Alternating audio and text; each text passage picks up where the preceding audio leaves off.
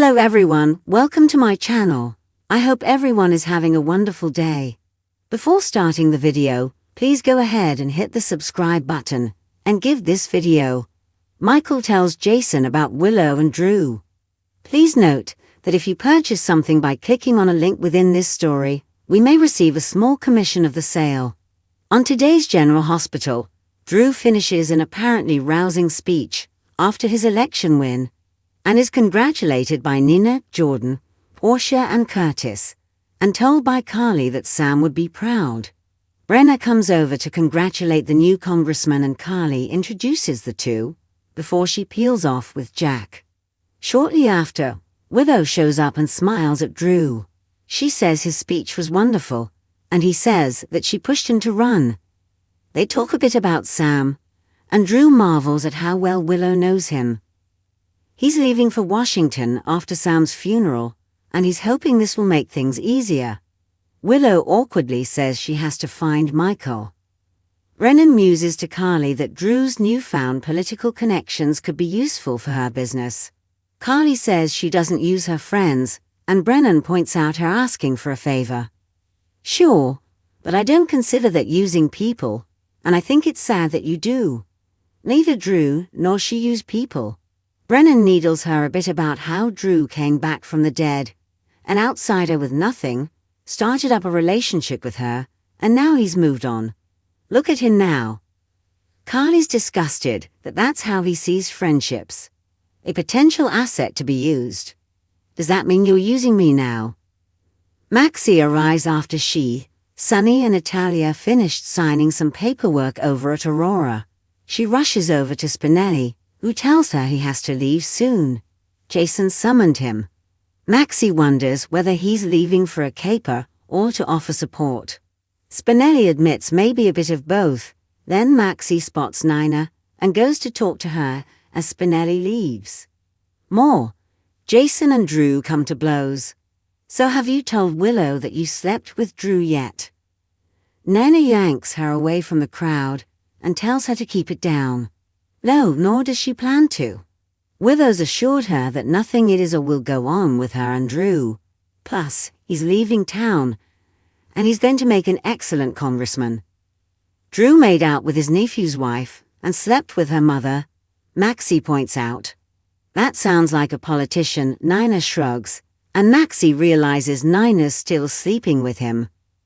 At the Brown Dog Bar, Michael spills everything about Willow, him and Drew to Jason, culminating in showing his uncle the video footage.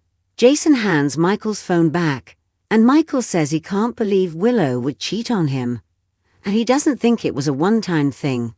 She's not capable of just a one-night stand. Michael knows he's a hypocrite after his own affair, but it still hurts. Jason encourages him to talk to Willow, but Michael's afraid of what she'll say. That she's in love with Drew. Michael leaves and Spinelli shows up. Jason asks if he's had luck in finding Valentine, then when he's told no, says that's probably because the WSB has their hands in it. Brennan doesn't want him found. They go over a plan to find some proof that the two former pikeman bodies have been in contact with each other. Jason then says he has something he needs to ask Spinelli about, as a father. Danny wants to live with him, but also stay with Scout and Rocco. And that doesn't work, but he doesn't want to turn his son down again. What's best for him, whether or not it hurts? Back at the campaign party, Portia excitedly tells Curtis how proud she is of him, and he tells her he's got big plans, and not just for Aurora. As they walk out, Michael walks in, and Drew heads over to greet him. Just the man I wanted to see. Drew wants Michael to be Aurora CEO. Me. Willow finds him and Michael just tells his uncle that the two need to talk. They agree to meet back home to talk. Lois corners Ned at the mansion and demands to know what's going on. In the kitchen, Gio delivers a package for Sasha, but when she opens it before Chase can stop her, she sees it's a book on fatherhood. Sasha promises Chase that she won't tell Brooke Lynn she knows they're trying to get pregnant. But they'll be great parents with gorgeous kids. Chase thanks her and asks how she's doing. Holly already left town, so Sasha hopes she took her danger and everything else with her.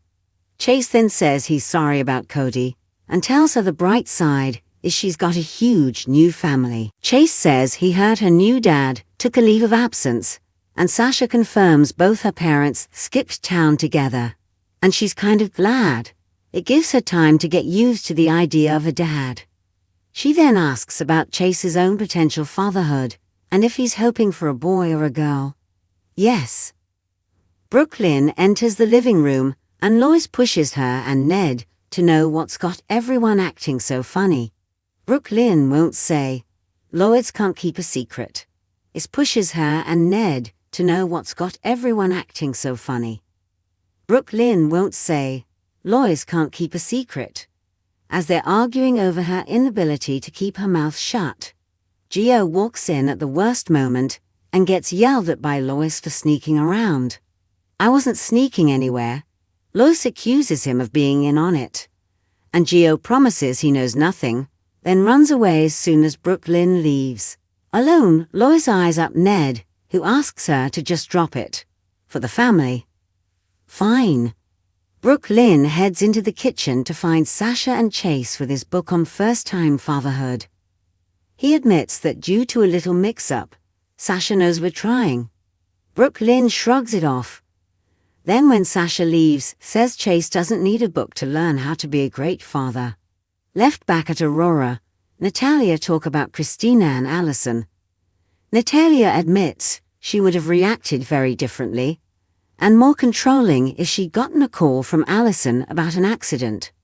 She happily reflects on Allison's childhood, saying she used to sing everywhere when she was little, and Natalia immediately started making big plans for her, not thinking that her daughter would have dreams of her own. I finally realized that the more you try to control your kids, the quicker you lose them. Sunny agrees. You have to be there for them when they ask for help.